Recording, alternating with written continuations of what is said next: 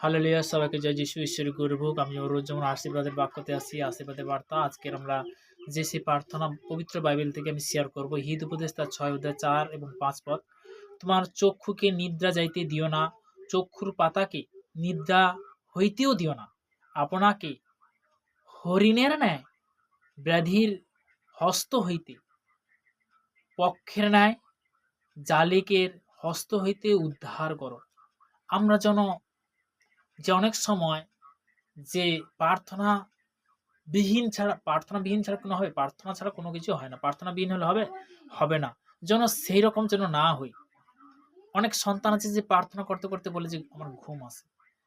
তো পিতার আজ্ঞা কি বলেছে যে প্রথম আজ্ঞা তোমার ঈশ্বর সর্বকে প্রেম করো, দ্বিতীয় আজ্ঞা বলতে কি পাড়া প্রতিবেশীকে। তো তেমনি বলতে কি পিতার কাছে আসতে হবে, জেদ করতে হবে যে আমি এই টাইমে প্রার্থনা করব, পিতার কাছে কথা বলো। পিতার আজ্ঞা যদি আমরা পালন করি, নতুন করে পুরনো জন অনেক ব্যক্তি কিন্তু শুনছে, আমি জগতের বিষয়ে বলছি না, যারা শুনছে। তো তেমনি বলতে কি আমাদের আত্মার মধ্যে কি হতে হবে, তেজময় হতে হবে, আত্মার মধ্যে পিতার কাছে চাইতে হবে। হালেলুয়া। তো তেমনি পিতার বাক্য বলে গেছে, মুতলি হতে সুসমাচার তার সাধ্য সাতপথে বলে গেছে, যা আচ্ছা করে দেওয়া যাবে অনশন করে পাইবে, তারা আঘাত করে তোমার জন্য খুলে দেবে।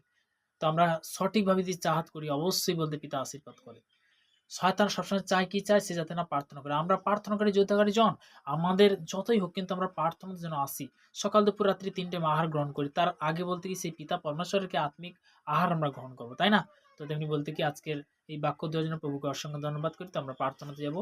সর্বশক্তিমান ঈশ্বর পিতা, তোমার মহান ধন্যবাদ করি পিতা গো, স্বর্গপিতা সিংহাসন পিতার বাদুর তোমার চরণদের প্রভু, আজকে সুন্দর এই বাক্য দেওয়ার জন্য প্রভু পবিত্র বাইবেল থেকে তোমাকে অসংখ্য ধন্যবাদ করি। যে সন্তান শুনছে তাদের মধ্যে সেই শিক্ষা তুমি নিয়ে আসো পিতা গো।